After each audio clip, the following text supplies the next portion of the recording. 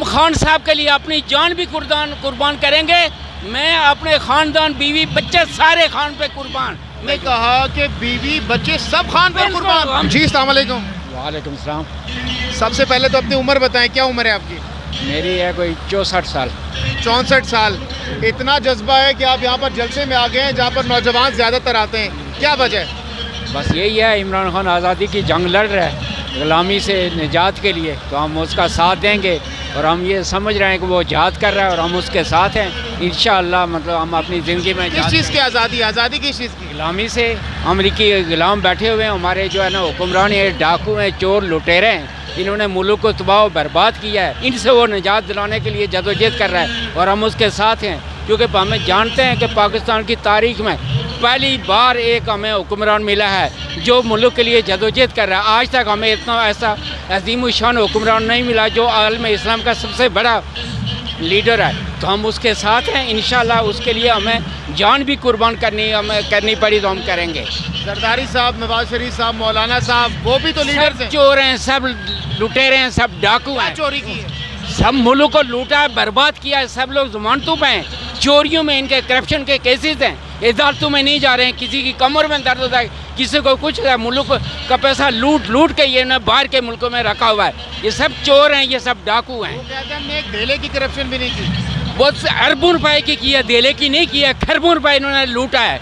बैंकों की ट्रांसैक्शन है, सारे रिकॉर्ड हैं। अगर नहीं किया तो अदालतों में जाए ना, जाके वहाँ पेश हो, जाके सबूत पेश करे।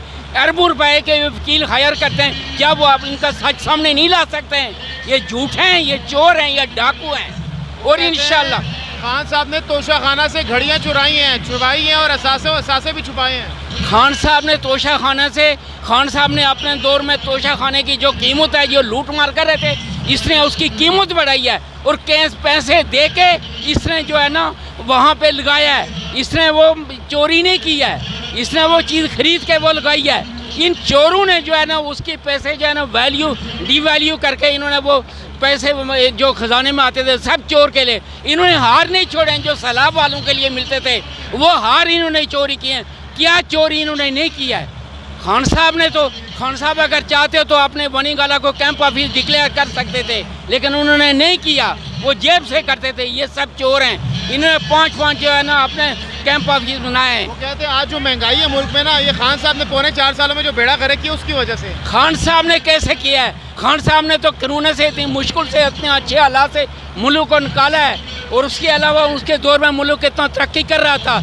आलमी मंडी में तेल की कीमतें बहुत ज़्यादा थी, उसके बावजूद कम थी। अब वो तेल की कीमतें कम हो गई हैं, फिर भी ये ज़्यादा दे रहे हैं। इनसे बड़ा तो चोर डाकू कोई है ही नहीं। ये झूठे हैं, ये आए थे महंगाई ख़त्म करने के लिए, लेकिन इन्होंने महंगाई वही हर चीज़ बढ़ाई है। खान साहब के लिए क्या कर सकते हैं? हम खान साहब के लिए अपनी जान भी कुर्बान करेंगे। मैं अपने ख़ानदान, बीवी, बच्चे सारे खान पे कुर्बान, मेरे वतन पे कुर्बान। हमें जब भी खान साहब बुलाएंगे हम आएंगे।